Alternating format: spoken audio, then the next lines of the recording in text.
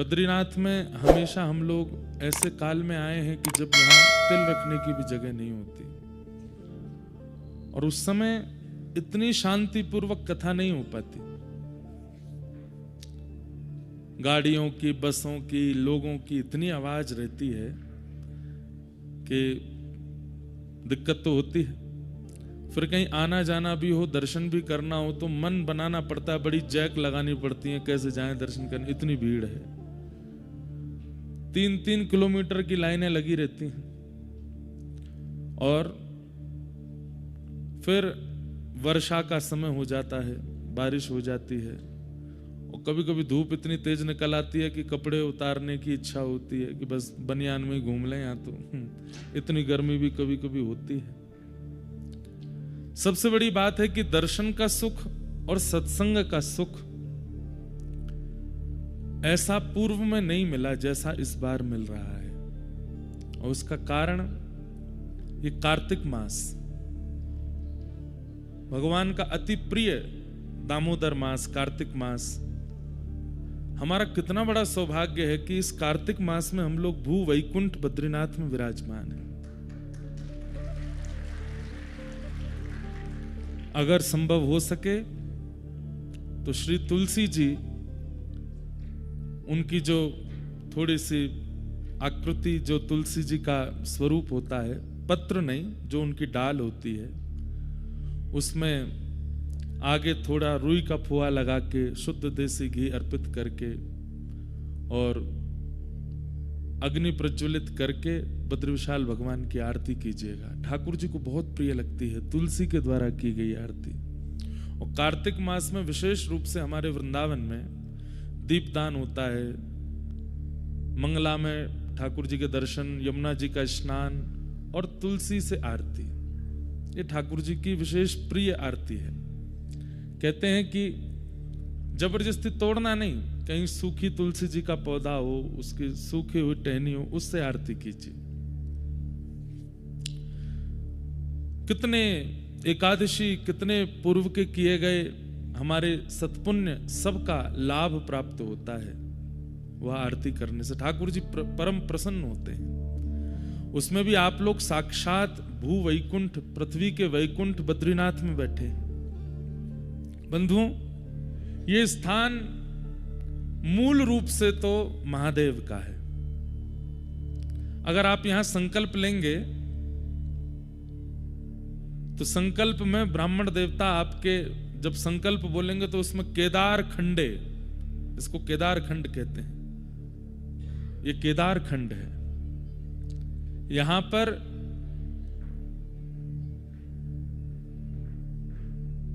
किराए पर हैं हमारे बद्री विशाल भगवान। नारायण भगवान तो यहां किराए पर रह रहे हैं। ये मूल रूप से क्षेत्र तो महादेव का है। और जिन केदारनाथ भगवान का आप लोग दर्शन करते हैं, वे केदारनाथ प्रभु पहले यहीं विराजमान होना चाह रहे थे, क्योंकि पूरे हिमालय में सबसे व्यवस्थित स्थान बद्रीनाथ है। इतनी व्यवस्था और इतना व्यवस्थित वातावरण, ठीक है शीतल तो है, ठंडा तो है, लेकिन आप और कहीं जाकर के 4 धाम में इतना लंबा समय नहीं रह सकते। गंगोत्री में रह पाएंगे, पर गंगोत्री बहुत नीचे है, गौमुखी तो बहुत ऊपर, वहां तो रह भी नहीं सकते। तो मूल रूप से 4 धामों में बद्रीनाथ जो है ये व्यवस्थित है, यहां पर निवास किया जा सकता है। केदारनाथ में आप ज्यादा दिन नहीं रुक पाएंगे, व्यवस्था इतनी नहीं है। यमुनोत्री में ज्यादा समय नहीं रुक पाएंगे, व्यवस्था नहीं है। गंगोत्री में गौमुखी, जहां से गंगा जी प्रकट है, वहां नहीं रुक पाएंगे। गंगोत्री में तो रह सकते हैं। तो एकमात्र यही क्षेत्र है जहां निवास किया जा सकता है। क्यों? नर नारायण पर्वत की सन्निधि में मध्य में ये समतल भूमि है जहां पर हम लोग बैठे। तो महादेव ने इसी भूमि का चयन किया, हम यहां विराजेंगे। लेकिन नारायण भगवान ने बोली आपसे पहले हमारी दृष्टि पड़ चुकी है यहाँ पे, हम इसको चुनेंगे। महादेव बोले आपको क्या करना है यहाँ पे? आप वैकुंठ में रहिए, तीनों लोकों के अधिपति आप, तो पूरी दुनिया में राज कर सकते हैं, लेकिन नाथ ये तप की भूमि है और आपको तप करना नहीं है, तो आप क्यों आएंगे? बोले नहीं, हमें भी तप करना है। महादेव बोले हम आपको तप करते देख नहीं सकते, हमारे स्वामी तप करें ये हम कैसे देख सकते हैं, और आपको तप की आवश्यकता क्यों? तो कल मैंने बताया कि प्रत्येक मानव के लिए तपस्या कर रहे हैं ठाकुर जी। तो पहले महादेव ही विराजमान थे यहां पर, लेकिन नारायण भगवान विचार किए कि राजी राजी नहीं मिलेगी जगह तो छल बल से ले लेंगे हम, और एक छोटे से बालक का रूप धारण करके तप्त कुंड के पास में, जैसे एक बालक किलकारी मार के रोता है, ऐसे ठाकुर जी रोने लगे। पार्वती मैया तप्त सरोवर में स्नान करने जब आई, महादेव से कहा, अरे ऐसा लगता है कि कोई देवांगना भ्रमण करने आई थी। बंधुओं एक बात बोले, हम ये मानवों का स्थान है ही नहीं, ये देवताओं की भूमि है। यहां देवता विचरण करते हैं, यहां यक्ष यक्षिणियां विचरण करती हैं, यहां सप्तऋषि विचरण करते हैं, और कईयों को उनका अनुभव होता है।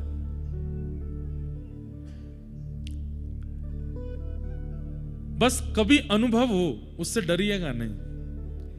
जैसे ही अनुभव हो कि कुछ विचित्र है, या तो छोटे कद का कोई दिख रहा है या बहुत विशाल कद का कोई दिखा, नारायण नारायण नारायण नारायण नारायण बस बोलते रहिएगा, डरिएगा नहीं, भयभीत मत होइएगा, क्योंकि ये भूमि उन्हीं की है, उनका यहाँ पर स्वाभाविक दिख जाना हो सकता है हो। और जून जुलाई के महीने में तो शायद होता ही नहीं है, क्योंकि भीड़ इतनी होती है। अभी यहाँ बहुत संख्या कम है, मेरे हिसाब से 2-2.5 हजार लोग भी नहीं होंगे पूरे बद्रीनाथ में। इतनी कम संख्या जब होती है तो निश्चित है कि देवजन्य आ ही जाते हैं। तो हो सकता है कि जो यहाँ निवास कर रहे हो उनको कुछ अनुभव हो जाए, वो बात अलग है। कोई घोड़ा बेच के सो जाता है तो उसको तो क्या ही अनुभव होगा, पर किसी को अनुभव हो जाए तो भयभीत मत होना, विचलित मत होना, भागना नहीं डर के, बस हाथ जोड़ करके नारायण नारायण नारायण, और थोड़ी सुध-बुध रहे तो जो दिखें उनसे प्रार्थना कर लीजिएगा कि आप आए, बड़ी कृपा। अब उनसे भी प्रार्थना कीजिए कि वो भी अनुग्रह करा दें। होगा कोई अनुभव सूक्ष्म रूप का ही, लेकिन होगा जरूर। हमें हो चुका है इसलिए हम बता रहे हैं आपको, घबराइएगा नहीं। तो ये तो देवांगनाओं की भूमि है, देवताओं की भूमि है। तो छोटे से बालक को देख पार्वती जी महादेव के पास गई और जाकर के बोली, ऐसा लगता है कोई देवी अपना बालक छोड़ गई है यहीं पे, हम इसका पालन पोषण करेंगे। महादेव बोले रुक जाओ, मुझे तो ये बालक मायावी लगता है। इतनी भयानक कड़कड़ाटी ठंड में कोई माँ अपना बालक कैसे छोड़ के जा सकती है, वो भी देवी। अब भाई इंसानों की बात तो कुछ भी, इंसान तो कुछ भी कर सकते हैं, पर देवी देवता।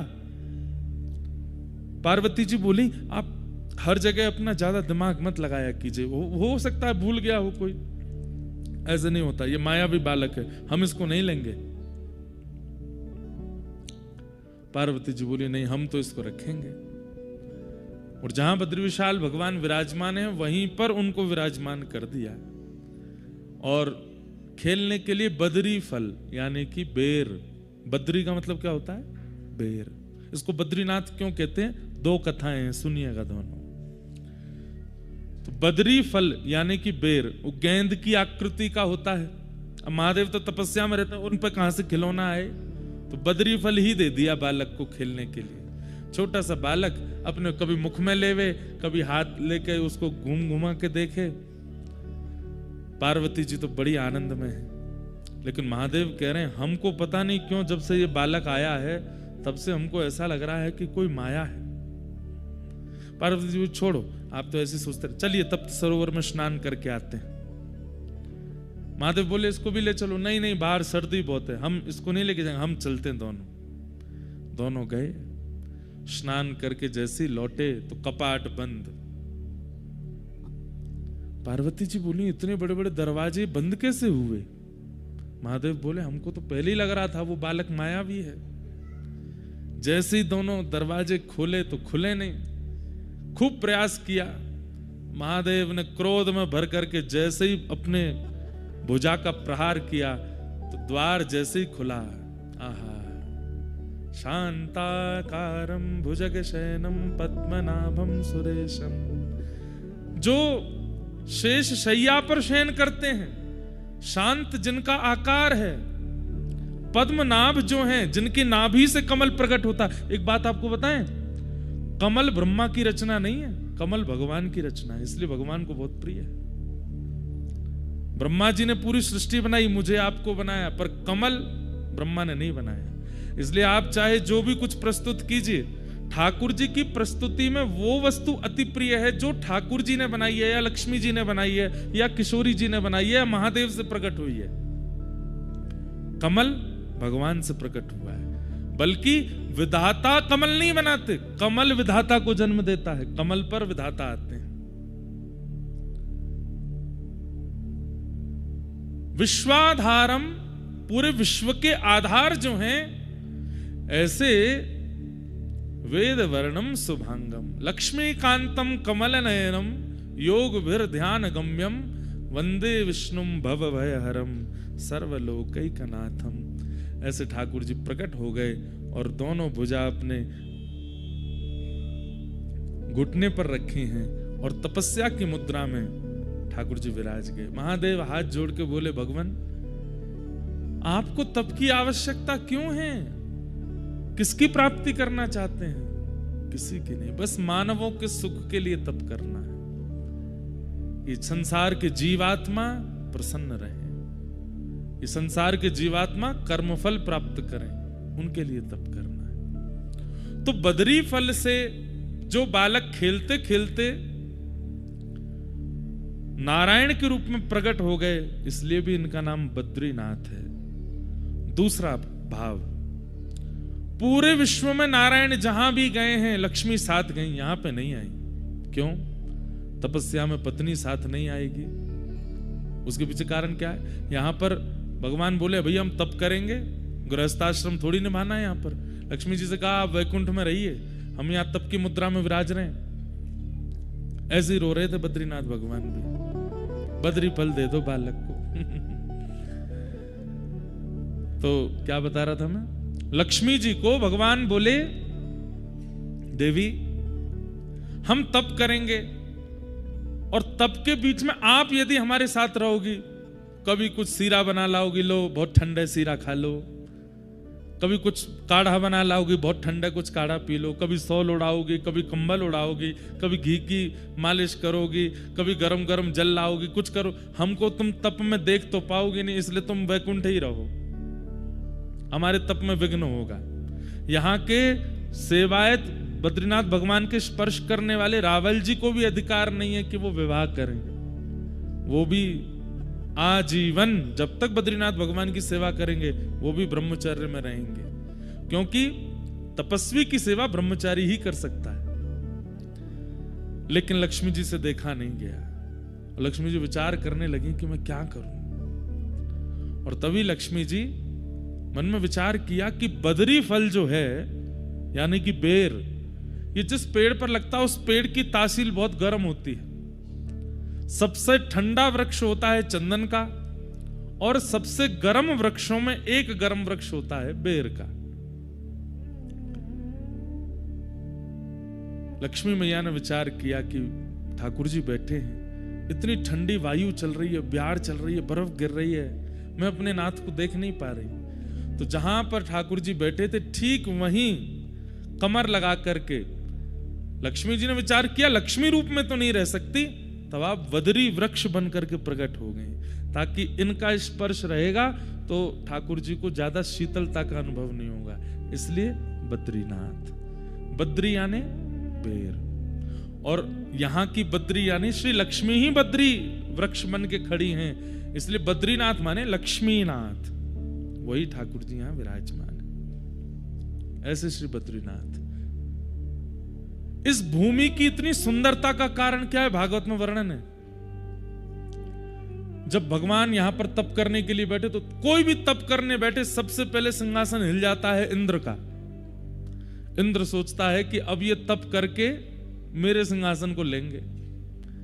इंद्र को यह नहीं पता कि वो त्रिलोकीनाथ हैं, वो चाहते हैं तो तुम सिंहासन पर बैठते हो, लेकिन फिर भी उसको चिंता हो गई। इंद्र ने एक ही बाण है उसके पास सबकी तपस्या भंग कराने का, कामदेव से जाकर के कहा,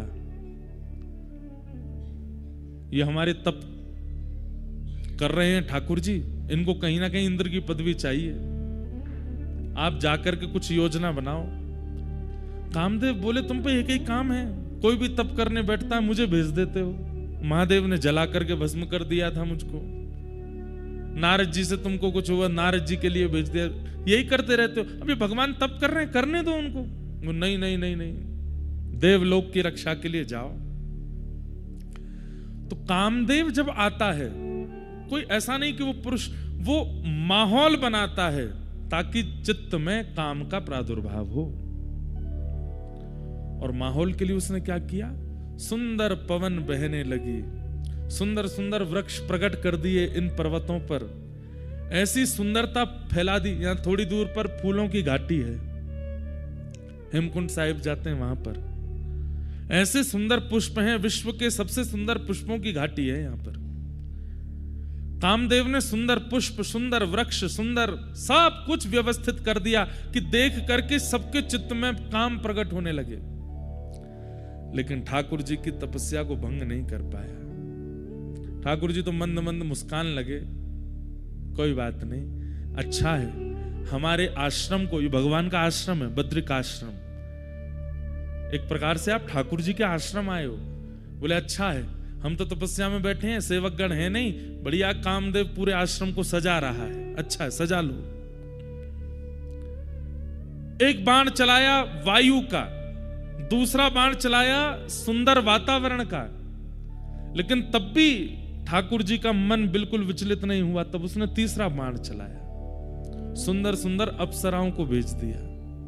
कोई नृत्य कर रही है, कोई गा रही है, कोई श्रृंगार कर रही है, कोई ठाकुर जी के लिए प्रसादी बना रही है, सब ठाकुर जी को चारों ओर से घेर लें।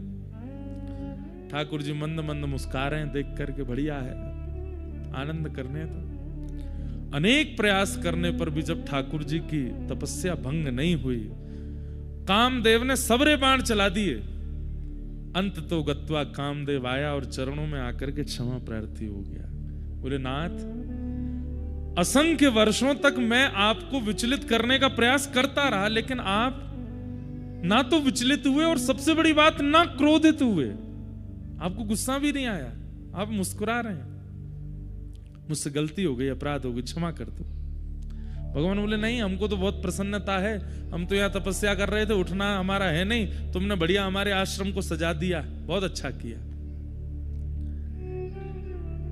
अब जाओ नहीं, सब यहीं रह जाओ, इस नगर की और इस आश्रम की सुंदरता बढ़ाते रहो। तो ये जो सुंदरता है यहां पर, ये जो सौंदर्य है, ये किया गया था ठाकुर जी की तपस्या भंग करने के लिए, लेकिन ठाकुर जी ने इस सौंदर्य को सदा के लिए यहीं पर अवस्थित कर दिया।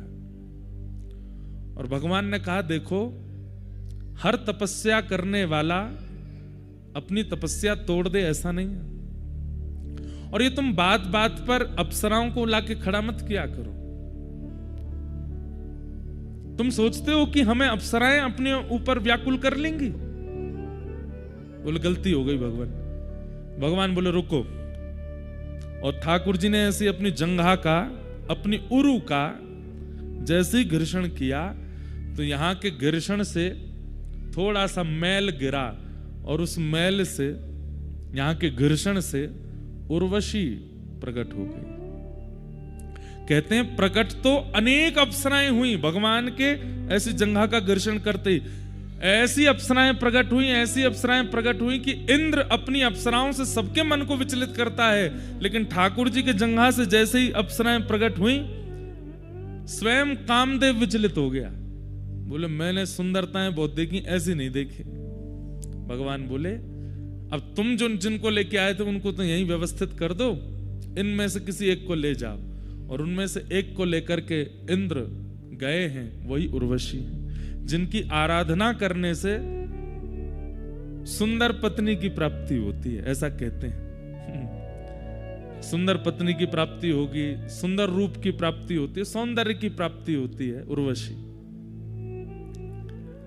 उर्वशी का भी जन्म स्थान है यही बद्रीनाथ। लेकिन तब देवताओं ने आकर के हाथ जोड़ करके ठाकुर जी की आराधना की। और कल हम आरती गा रहे थे ना, वो आरती नहीं स्तुति है बद्रीनाथ भगवान की। और उस स्तुति में ये भाव करने वाले जैसे नारायण है वैसा किसी ने नहीं किया। एक संत की वाणी मैंने सुनी, भगवान तप क्यों कर रहे हैं, इसका दूसरा कारण क्या है। कई संतों ने, कई विद्वानों ने, कई ऋषियों ने भगवत प्राप्ति के लिए तप किया, आज भी कर रहे हैं। दो चारों से तो मैं भी मिला हूं जो आज भी तप कर रहे हैं। यहां पर जो चरण पहाड़ी है, आगे माणा से ऊपर सतोपंथ के मार्ग हैं, वहां आगे कई गुफाएं हैं और वहां कई संत आज भी रहते हैं और रह करके ठाकुर जी के लिए तप कर रहे हैं। तो भगवान कहते हैं कि भाई ये यथामाम प्रपद्यन्ते ताम्स तथैव भजाम्यहम्, जो मुझे जैसे भजता है मैं उसे वैसे ही मिलता हूं। तो कहीं ना कहीं जब व्यक्ति तप करता है तो ठाकुर जी को अपने ऊपर ऋण जैसा लगने लगता है, भार जैसा लगने लगता है। ठाकुर जी बोले इतनी कठिनाई सह करके, इतना अव्यवस्थित होकर के ये मेरी आराधना कर रहा है, कहीं इसके मन में यह विचार ना आ जाए कि नाथ हम इतना तप करते हैं, आप तो वैकुंठ में आनंद फरमाते हो, आनंद करते हो। तो ठाकुर जी भी यहां तप में बैठे और ठाकुर जी बोले तुम सबके तप की तो अवधि है, किसी के 50 वर्ष, 100 वर्ष, 500 वर्ष, 1000 वर्ष, पर मैं ऐसे तप में बैठूंगा जब तक पृथ्वी लोक है तब तक मेरा तप चलता ही रहेगा। अनावृत तप कर रहे हैं ठाकुर जी। तो कभी अगर ठाकुर जी के सामने कोई गुस्सा करता है, हे नाथ पत्नी छोड़ दी, बच्चे छोड़ दिए, सब छोड़ छाड़ करके हम भजन करते हैं और आप हम पर कृपा नहीं कर रहे, ठाकुर जी बोले हम भी कर रहे हैं, बद्रीनाथ में जाके देख ले, शिकायत मत करें हमने भी पत्नी बच्चे छोड़ दिए, अपने एकांत में रह करके हम भी भजन कर रहे हैं। तो कहीं कोई शिकायत ना करे और कहीं कोई ठाकुर जी पर ऋण ना डाल दे, इसलिए भी ठाकुर जी यहां तप में बैठे और हमें दिखाने के लिए बैठे हैं। बोले तुम क्या तप करोगे, हमारा तप देखो कैसा तप है, अद्भुत। ऐसे हमारे श्री बद्री विशाल भगवान, उन्हें हम बारंबार प्रणाम करते हैं, उन्हें बारंबार वंदन करते हैं।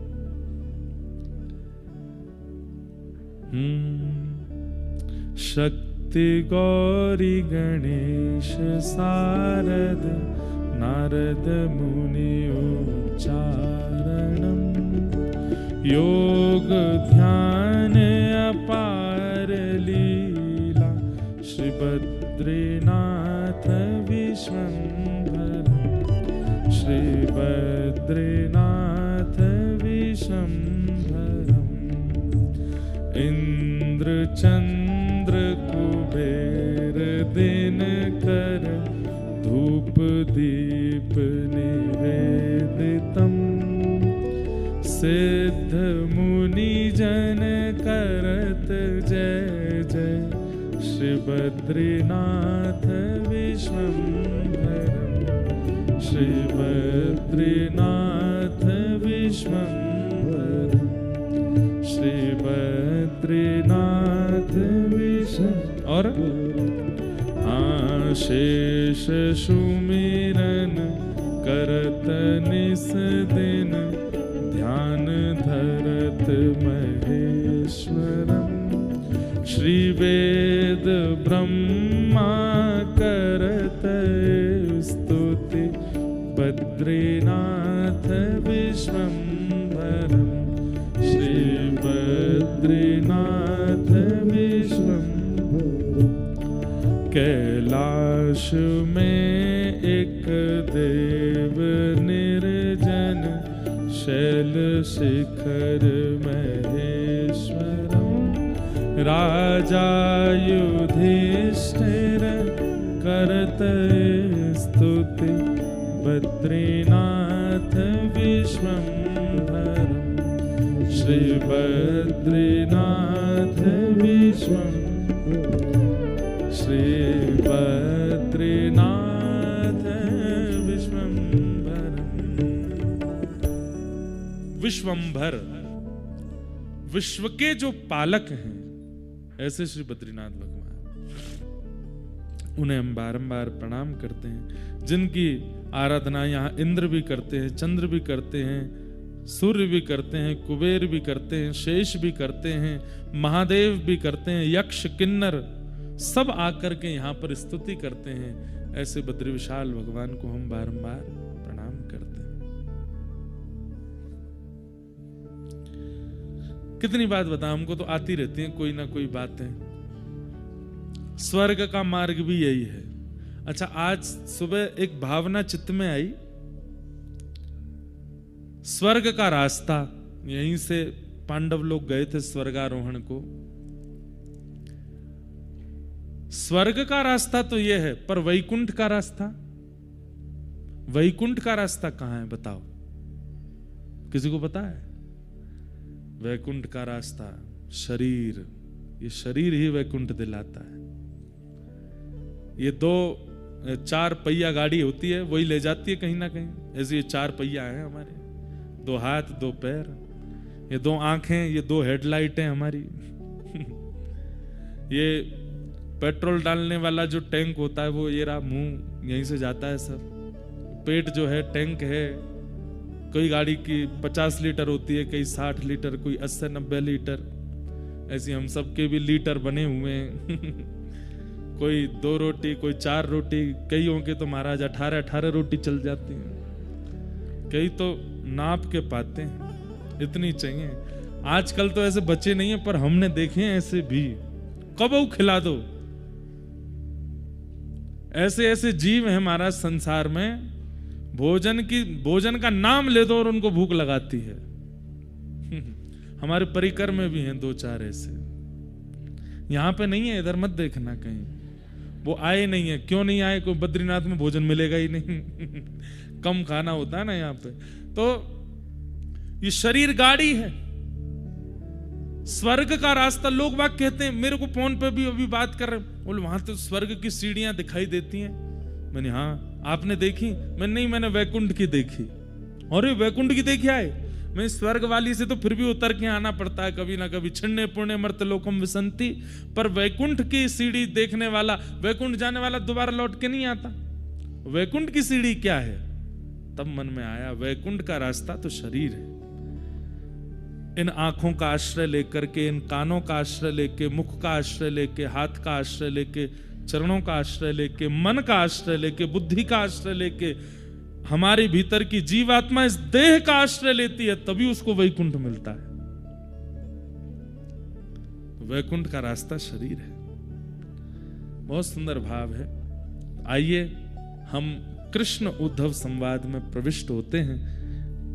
भगवान अपनी लीला संवरण करने की स्थिति में हैं और उद्धव पर विशेष कृपा कर रहे हैं। उद्धव को अपने समीप बैठा करके भगवान ज्ञान उपदेश कर रहे हैं और उद्धव को भगवान कहते हैं भैरवी। तम तु सर्वं परित्यज्य स्नेहं स्वजन बंधुषु मय्यावेशय मनः सम्यक् समदृक् विचरस्वगान्। उद्धव को भगवान आज्ञा कहते हैं। आज्ञा होती है कि भाई संसार के विषयों का त्याग करो, संसार के विषयों का त्याग करो, संसार के संबंधों का त्याग करो। पर यहां पर ठाकुर जी ने एक विशिष्ट शब्द का प्रयोग किया, स्नेहम, स्नेह का परित्याग करो। भले ही पत्नी का त्याग ना करना पड़े, बच्चों का त्याग ना करना पड़े, कुल खानदान संपत्ति का त्याग ना करना पड़े, संसार की प्रवृत्ति का त्याग ना करना पड़े, पर इस संसार में जो आपका स्नेह है, अत्यंत आसक्ति है, उसका त्याग करो, उसका त्याग करो। स्नेह का त्याग। बंधुओं, ये जो हम कल से यहां प्रवचन सुन रहे हैं ना, मुझे पढ़ते पढ़ते इतना आनंद होता है, इतना रोमांच हो जाता है। चित्त में। क्यों? क्योंकि ये बातें स्वयं श्री कृष्ण बोल रहे हैं, स्वयं ठाकुर जी बोल रहे हैं। वेद व्यास जी बोल रहे हो, शुकाचार्य जी बोल रहे हो, आचार्य चरण बोल रहे हो, तब भी हमको आनंद होता है। पर जब स्वयं भगवान बोल रहे हैं तो एक प्रकार से प्रमाणित हो जाता है कि भाई स्वयं ठाकुर जी बोल रहे हैं, तो इस बात को तो मानना है। ठाकुर जी यहां पर स्नेह के परित्याग की बात कह रहे हैं कि स्नेह का त्याग करो, सबके प्रति जो तुम्हारी आसक्ति है उसका त्याग करो।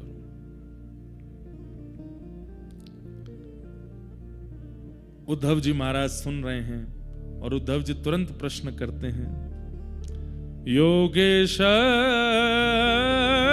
योग विन्यास योगात्मन योग संभव निःश्रेयसाय में प्रोक्त त्याग संन्यास लक्षण। बंधुओं, अगर किसी व्यक्ति को रोटी की भूख लगी हो और आप उसको दूध निवेदित कर दो, क्या उसका पेट भरेगा तृप्ति से? नहीं भरेगा। किसी व्यक्ति को रोटी की भूख लगी है, आप उसको दूध ऑफर करो, दही ऑफर करो, पानी ऑफर करो, कुछ भी, मतलब रोटी के अलावा कुछ भी देने का प्रयास करो, अब मरता क्या नहीं करता वाली स्थिति में तो वो कुछ भी खा लेगा। लाओ भाई दो, कुछ भी जाए, पेट तो बचे। लेकिन उसकी तृप्ति रोटी से ही होने वाली है। भगवान यहां पर स्नेह के परित्याग की बात क्यों कर रहे हैं? स्नेह क्या है? आत्मा का आहार है। बहुत ध्यान से सुनिएगा। हम आपसे एक बात कह दें, पूर्व की कथाओं को छोड़िए, आगे होने वाली कथाओं को भी विचार मत कीजिए। सब जगह भक्ति, प्रेम आदि आदि सब उत्सव आदि प्रधान रहते हैं, यहां ज्ञान प्रधान है और जीवन लाभकारी ज्ञान प्रधान है इस कथा का। इसलिए बहुत ध्यान से सुनिएगा। आलस्य को आने मत दीजिएगा। कुंभकर्ण की पत्नी है निद्रा देवी, उससे तो 100 फुट दूर रहिएगा, कहीं भी आक्रमण ना करे, क्योंकि मौसम ऐसा है कि हो सकता है। बहुत ध्यानपूर्वक सुनिए। ठाकुर जी कह रहे हैं, उद्धव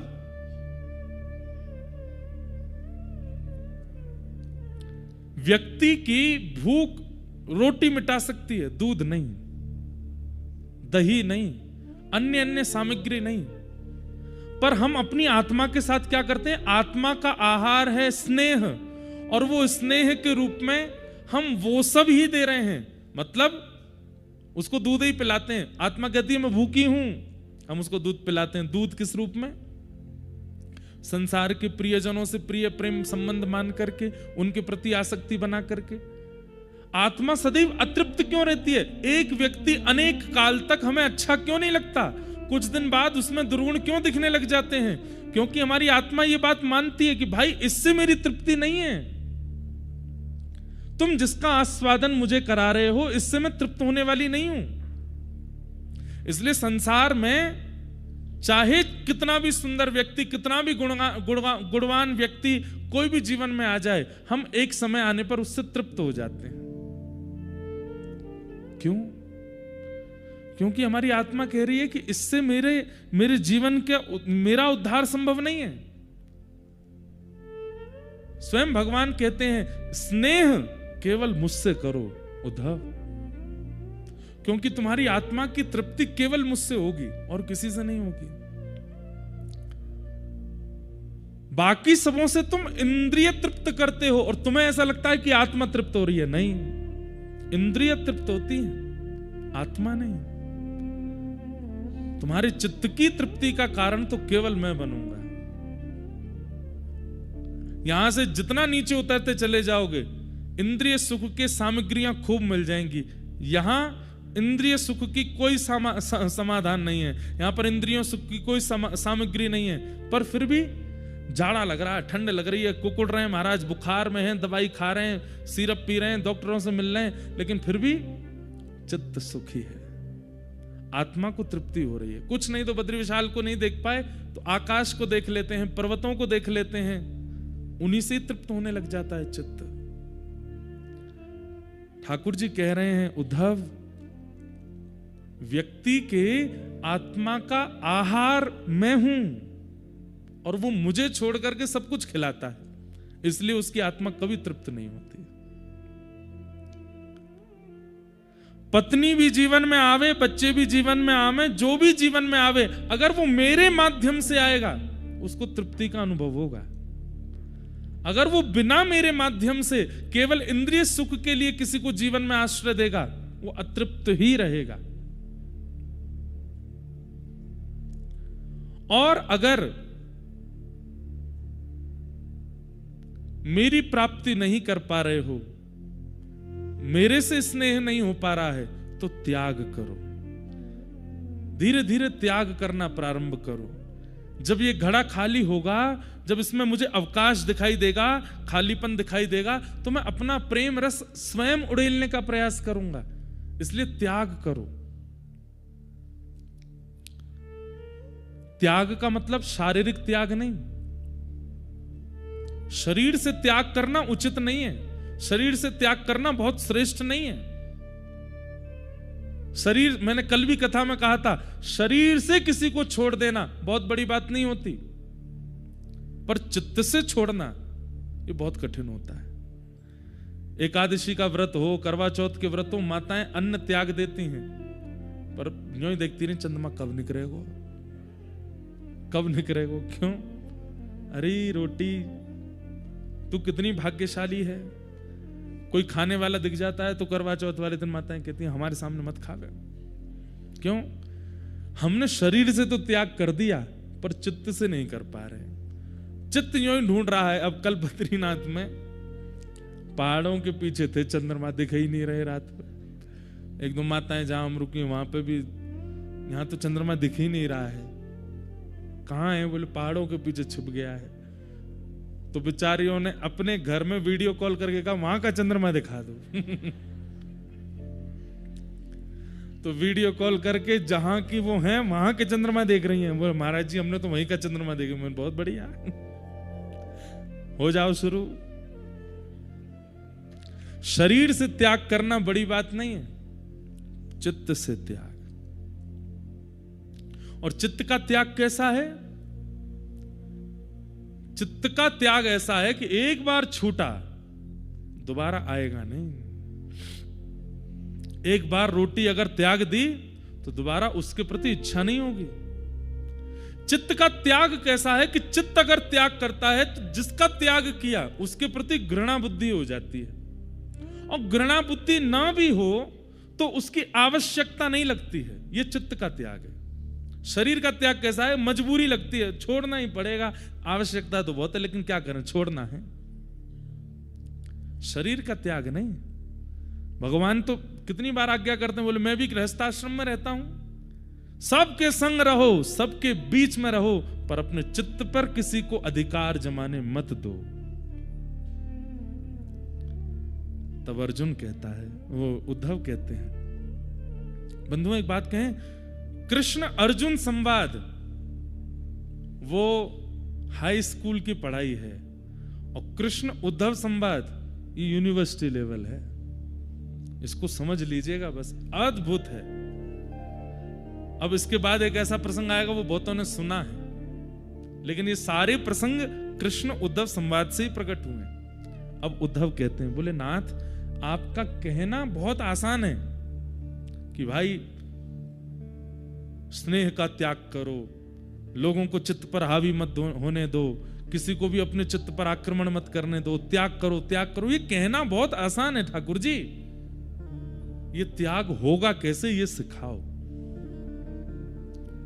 त्यागोयम दुष्करो भूमन कामानां विषयात्मभिः सुतराः त्वयि सर्वात्मन्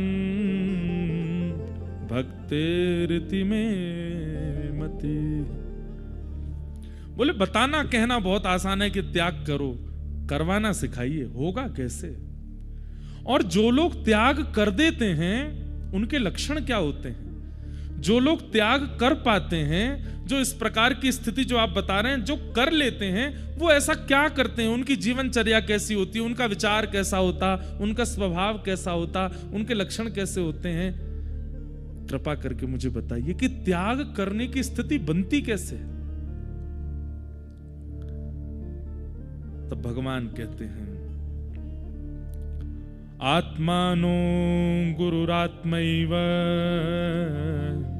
पुरुषस्य विशेषतः यत् प्रत्यक्षानुमानाभ्यां श्रेयो सावनुविन्दते प्रायेण मनुजालोके लोकतत्त्वविचक्षणा समुद्धरन्ति आत्मानम् आत्मानैवाशुभाशयात्। कितनी अच्छी बात ठाकुर जी कह रहे हैं,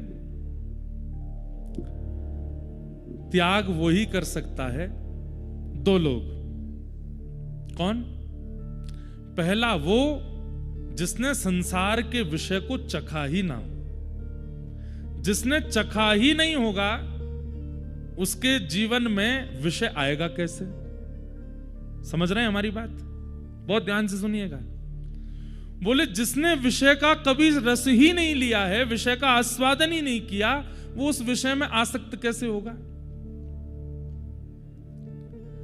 या तो उद्धव वो व्यक्ति निरासक्त रह सकता है जिसने कभी विषय का आस्वादन नहीं किया हो, और दूसरा कौन? बोलो जिसने अतीत में आस्वादन कर लिया हो। उद्धव बोला बीच में कोई नहीं है। बोले या तो आस्वादन ही नहीं किया हो या अतीत आस्वादन कर लिया हो, ये दो ही लोग निरासक्त हो सकते हैं। मध्यस्थ कौन है? भगवान बोले मध्यस्थ वो है जो संपूर्ण विश्व को गुरु में मान करके हर स्थिति से कुछ ना कुछ अनुभव कर लेता हो, पूरे विश्व के चलन चाल को पहचान जाता हो, विश्व का ज्ञान जिसको हो गया हो। सीधी बात, ज्यादा कॉम्प्लिकेटेड नहीं करेंगे। तीन लोग निरासक्त हो सकते हैं। पहला जिसने कभी विषय का आस्वादन नहीं किया हो वो, दूसरा जिसने विषय का अतिशय भोग कर लिया हो, अब ऊब चुका हो वो, तीसरा जिसने ज्ञान मार्ग लेकर के गुरुजनों का आश्रय करके और ज्ञान मार्ग से इस विषय का बिना आस्वादन किए ही सब कुछ जान लिया हो कि इस विषय का क्या फल है, ऐसा करने से क्या होता है, इससे क्या होगा, इससे क्या होगा। तीन ही लोग हैं जो निरासक्त रह सकते हैं। अब हम आप सब कौन सी श्रेणी में जा सकते हैं बताओ? पहली वाली तो निकल चुकी है, विषय का आस्वादन ना किया हो, ऐसा तो यहां कोई बैठा नहीं है। हां, आज भी कई पापजन्य विषय हैं संसार के, उनका हमने स्पर्श तक नहीं किया है, लेकिन फिर भी संसार के कई विषयों में हम सब लोग आ चुके हैं। अब आस्वादन एक बार चख लिया है तो अब तो वो जाने वाला है नहीं।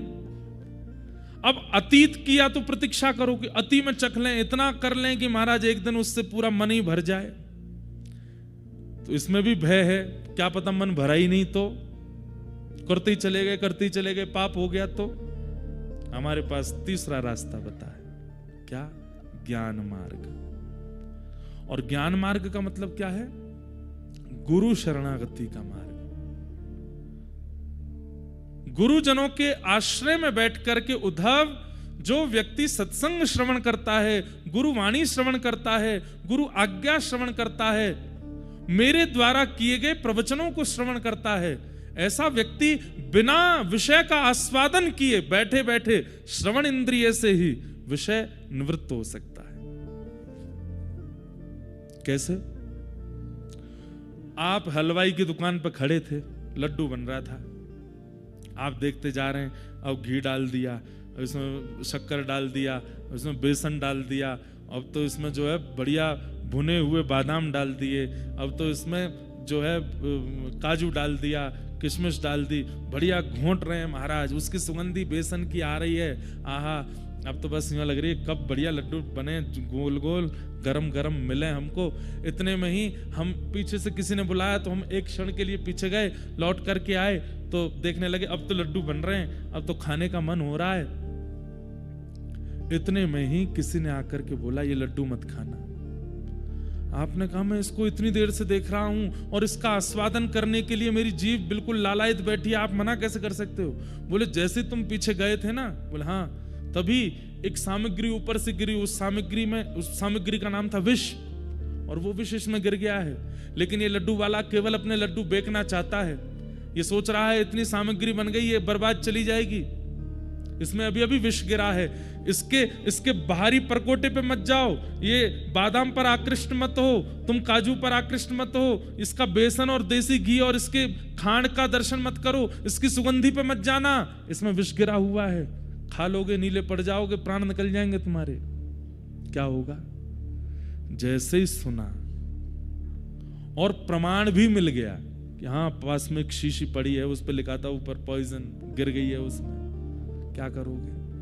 भले ही आप 1 घंटा हलवाई की दुकान पर खड़े खड़े उसको देख रहे थे, जीभ लपलपा रहे थे, खाना है खाना है, पर जैसे ही पता चला कि इसमें विष है, खाओगे आप? चाहे आपकी प्रबल इच्छा हो गई है उसको खाने की, आप बिल्कुल अपलक नेत्रों से लड्डू देख रहे हैं और आपका बस मन हो रहा है कब ये मेरी जीभ पर जाए, लेकिन पता चल गया है कि इसमें विष है, पाएंगे आप? नहीं पाएंगे। फिर भी कोई पाएगा? हाँ ना कछु तो बोलो भैया, नहीं पाएंगे। लेकिन हजारों सालों से कथाएं होती आ रही हैं और हजारों सालों तक होते रहेंगे। हम यही बताते जा रहे हैं सारे कथा वक्ता कि जो लड्डू खाने के लिए बैठे उसमें विष है, फिर भी नहीं छोड़ रहे, फिर भी उसका आस्वादन करते। वो लड्डू क्या है? संसार के विषय भोग, संसार की आसक्तियां, संसार के वो सारे विषय जो हमको पकड़ लेते हैं अपने पास, नहीं करने देते कुछ भी, नहीं होने देते किसी और का, नहीं होने देते प्रभु शरणागति में। भगवान कहते हैं क्या करो? बोले सुनते रहो गुरुजनों की बात, वो कहते रहेंगे इसमें विष है, विष है, विष है, विष है, विष है। कभी तो मन चेतेगा, कभी तो मन चेतेगा, और जिस दिन मन चेत गया उस दिन संसार के सारे विषय विष के समान दिखने लगेंगे और बिना आस्वादन किए ही त्याग हो जाएगा। उद्धव, ये त्याग का मार्ग है। उद्धव बोला कोई प्रमाण दो। बोले प्रमाण दूं? बोले हाँ। तब भगवान कहते हैं सुनो, तुम्हें एक प्रमाण की कथा सुनाता हूं कि यदु नैव महाभागो ब्रह्मण्येन सुमेधसा, कि यदु नैव महाभागो ब्रह्मण्येन सुमेधसा, पृष्टः सभाजितः प्राह प्रश्रयावनतं द्विज। उद्धव, हम किस कुल में जन्मे हैं? उद्धव बोला हम यदुकुल में हैं। अच्छा एक बात बताओ, मैंने यदुकुल क्यों चुना, तुम्हें पता है? उद्धव बोले नहीं। बोले इतने बड़े बड़े तपस्वी, इतने बड़े बड़े ज्ञानी, इतने बड़े बड़े वैदज्ञ हैं संसार में, पर मैंने यदु महाराज के वंश को ही क्यों चुना कि मुझे इसी में अवतार लेना है? उद्धव बोले मुझे नहीं पता। बोले चलो आज बताता हूं। बोले हमारे कुल के पितृ हैं, हमारे पूर्वज हैं यदु महाराज, और वे यदु महाराज एक बार अत्यंत, जब संसार के बहुत विषय भोग सब कुछ उन्होंने देख लिया, संसार की खूब उपलब्धियां देख ली, संसार का खूब वैभव देख लिया, ऐश्वर्य देख लिया, नाम प्रतिष्ठा सब कुछ उन्होंने अनुभव कर लिया। उसके बाद एक दिन एकांत में बैठे बैठे उन्होंने सोचा मेरे पास आज संसार की हर वस्तु है, ऐश्वर्य है, धन है, संपत्ति है, विवेक है, बुद्धि है, परिवार है, सब कुछ है, बल है। एक व्यक्ति को जीवन जीने के लिए जो जो वस्तु चाहिए वो सब है, और थोड़ा बहुत नहीं है, अति में है, लेकिन फिर भी मन को शांति क्यों नहीं है? तब हमारे कुल के प्रणेता श्री यदु जी महाराज वे मेरे परम भागवत भक्त श्री प्रहलाद जी के पास गए और प्रहलाद जी से जाकर के उन्होंने अपना ये मन का भाव कहा कि मैंने सब कुछ देख लिया अपने जीवन में, लेकिन मेरे मन को एक स्थिरता, एक शांति का अनुभव नहीं होता प्रहलाद जी। तो प्रहलाद जी महाराज बोले, आपको सत्संग की आवश्यकता है, आपको एक दिशा निर्देशन करने वाले गुरु की आवश्यकता है। यदु बोले, कौन है गुरु? मैं बड़े बड़े गुरुजनों के पास जाता हूं, वे सब तो मुझे ही प्रणाम करने लगते हैं, वे सब तो मुझे ही वंदन करने लगते हैं। ऐसे कौन से गुरु होंगे जो मुझे शिष्य रूप में स्वीकार करें? बोले, आपको गुरुजन प्रणाम क्यों करते हैं? इसलिए प्रणाम करते हैं क्योंकि उनको पता है आप यदु हो, आप अत्यंत श्रेष्ठ हो। ऐसे व्यक्ति के पास आपको जाना चाहिए जिसकी आपकी श्रेष्ठता और अश्रेष्ठता से कोई फर्क ना पड़ता हो। गुरु वो है जो माला पहनाने वाले का ज्यादा प्रेम ना करे, गाली देने वाले से ज्यादा बैर ना करे। ऐसा गुरु जीवन में आना चाहिए। बोले, ऐसे गुरु कौन है? बोले, चलिए मेरे साथ। तभी आप उनको लेकर के गए। आहा, प्रहलाद जी महाराज दे वो रहे आपके गुरु। यदु महाराज ने देखा क्या है, तभी देखा तो मिट्टी पूरे अंग पर लपेटी हुई है, कहीं भस्म लगा रखी है, कूड़ा कचड़ा पड़ा है, पूरी मिट्टी से अपने तन को लपेट रखा है, पतला दुबला शरीर है, बड़ी जटाएं हैं। आहा, लेकिन मिट्टी में ऐसे धसे हुए हैं, पर जहां जहां से मिट्टी का अवकाश है वहां से ऐसा लगता है जैसे मानो दिव्य तेज प्रकट हो रहा हो। कौन है? भगवान के परम अवतार अवधूत चिंतन श्री गुरुदेव दत्त, श्री दत्तात्रेय भगवान। बोलो दत्तात्रेय भगवान की जय। बोलिए हमारे पीछे, अवधूत चिंतन श्री गुरुदेव दत्त। बोलिए।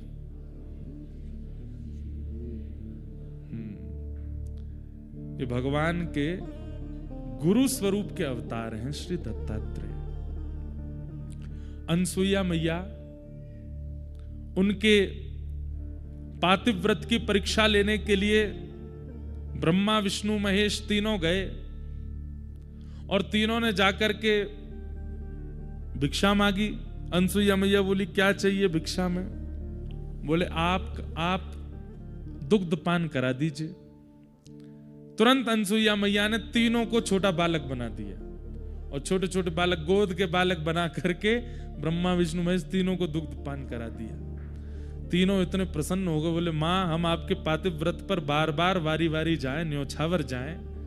हम इतना सुंदर रूप धारण करके, युवावस्था धारण करके आए और आपने हमारी बात भी रख ली और हमारा अपना कार्य भी कर दिया, कुछ अपना पातिव्रत भी नष्ट नहीं होने दिया, छोटे छोटे बालक बना दिया हमको।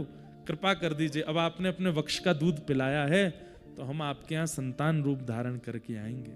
और अनसुईया मैया के यहाँ पर वही तीनों एक रूप धारण करके आए, श्री दत्तात्रेय भगवान। और श्री दत्तात्रेय भगवान के रूप में उनका इसलिए दत्तात्रेय जी के 3 मुख हैं,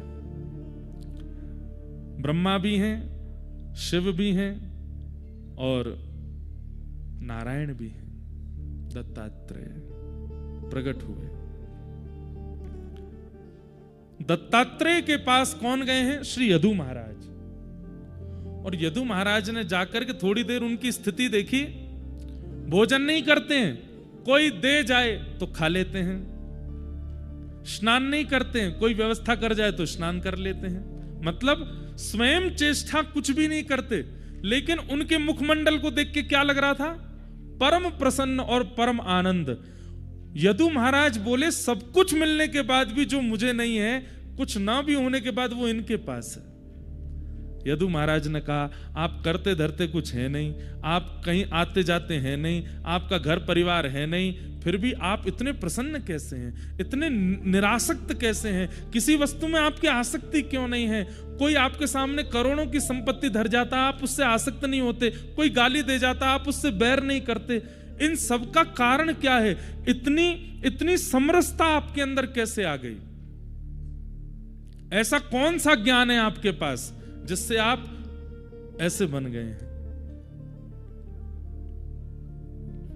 दत्तात्रेय भगवान बोलते हैं बैठो, मेरे 24 गुरु हैं और उन 24 गुरुओं के बारे में मैं तुम्हें बताऊंगा जिनके कारण मुझे यह प्राप्त हुआ।